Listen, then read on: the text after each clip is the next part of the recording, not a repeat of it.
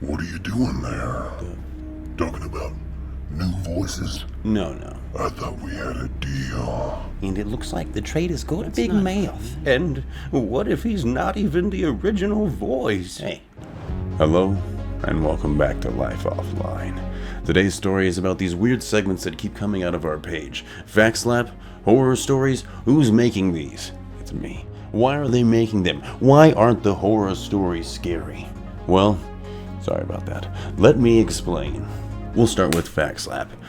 In the beginning, I had a lot of random knowledge, and I still do. It just doesn't go away. And I needed a way to get this out and tell people about it, so...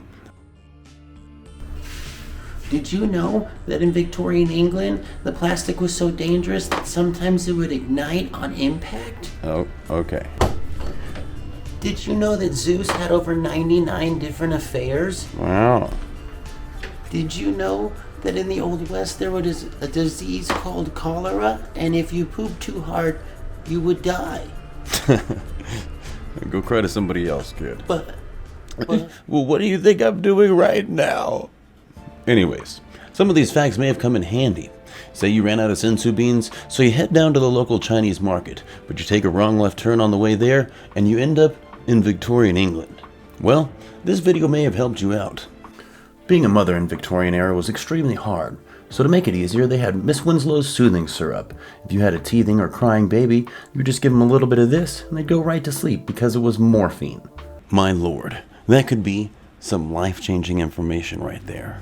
Now in this next situation, let's say you sign up for the military. You show up to boot camp, and oh no, it's 480 BC, and it's the Battle of Thermopylae.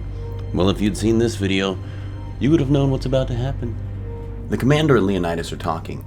Now Leonidas makes a comment to the commander about his son. He says that he's too young to have felt a woman's warmth. This is because until the age of 29, when they graduate the military, they're not able to be with a woman in that sense. Strongest warriors you know. Also 29-year-old virgins. Absolutely legends.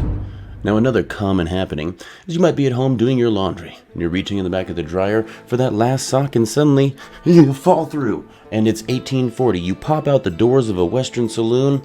Now you're screwed, because if you'd seen this video, you would have made big money, and you could have been a doctor.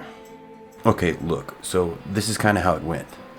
Well, hey there, Doc. My mouth hurts and my tooth aches. Well, dear civilian, here's some of Carl's cocaine drops. Works from everything from sore teeth to sore throat to sore mouth. oh, doctor, I'm gonna be having a baby soon. What shall I do? Well, dear civilian, just smell this here rag. It's chloroform. The absolute pinnacle of medical technology. And for our last scenario, let's say you're heading to the grocery store because you forgot some milk. Well, on the way there, you notice a bunch of 8-legged chickens crossing your path. Well, you think you're about to get a hell of a deal on some chicken legs, but in the back of your mind, something's telling you that there's a video somewhere that you should have watched to be ready for this. Welcome to your brand new temporary lifestyle. Now you're outside one day feeding the 8-legged chickens, and you see a flash in the distance. This is your sign to get the hell inside. And let's say this nuclear bomb you saw is like 3 billion luminous. Alright, we're going to say it's more than 100 miles out, so you have approximately 30 seconds or more if the pressure wave even reaches you. Now you're probably pretty safe as long as you're atmospherically upwind from the blast. And leave the chickens, they survived once, they can do it again. These facts are absolute gold. Should be charging you for these by now. On to the stories. All written, narrated, and edited by me, possibly a kindergartner. The first series I wrote was Screams in the Holler Part 1 through 3. A comically serious series about 2 men in a paramilitary group who get sent on all kinds of strange missions. Let's check it out. And then there may or may not have been a message written in torn bits of our steel-braided netting that said, "Thanks for the patties, but next time it's your buns." So Daryl, what was that about I can do it better this time? You didn't even make it to the trap to dodge this time. He barely spits out after being able to stand up when we roll a tree off of him. Look, I can see the look of where the f*** are your pants, but before it can be said... Who wrote this? Oh, right. On to part 2. And wow, there's a lot more people at this party than I thought. Wait, hang on. Are those people? Oh my god, is that A fucking unicorn? Oh, I'm gonna ride that beauty. Wait, dude, it's breathing fire, and is its horn glowing? Oh, look, is that a bear elephant? A bear elephant, or a bear the size of an elephant. Look, I'm taking him home. Oh, Jim, can I keep the ambidextrous? An ambidextrous, or an ambidextrous T-Rex. It's just a T-Rex with normal size arms. Damn, that was out of left field. Man, this kid's getting good. Wait a second. It's me. On to part 3. Jesus Christ, boy, what the made you? Never in my millions of years has anyone made me use my full strength. Now, since you are such respectable men, I will only count mine as a win if I beat both of you. Otherwise, it's only a tie. Oh, thanks, Satan. That's super nice of you. And if you thought that was good, the next one I do in a Brooklyn accent.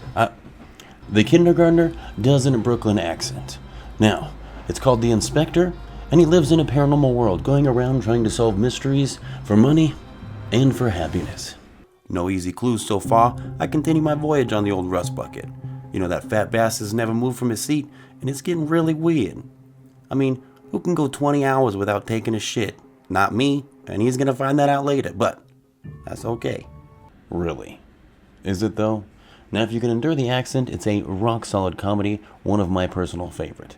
Next up, we have Sentenced to Eternity. Go ahead and forget that part 1 is there because it sucks. Absolute nonsense. Part 2 is where it's at.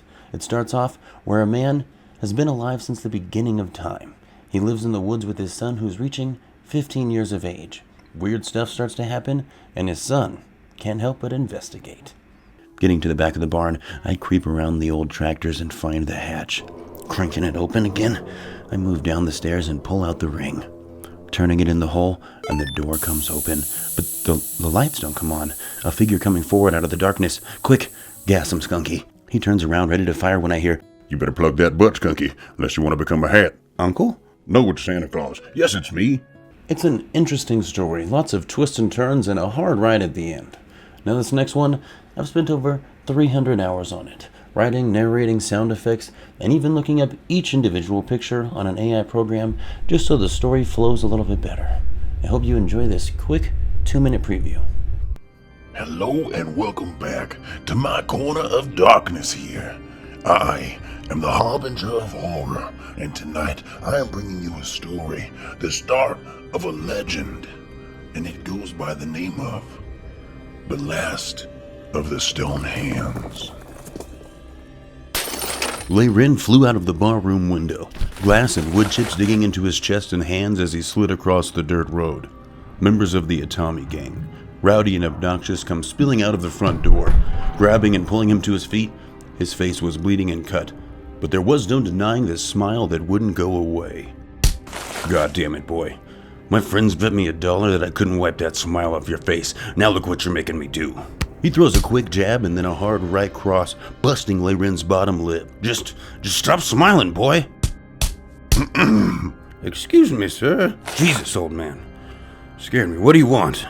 You need any help? Lei Rin looks up just long enough to make eye contact with the old man before his still smiling face falls limply forward. Does it look like I need help, you old fuck? Without hesitation, the old man lets go of his cane and begins, his left foot sliding forward as his stance begins to widen.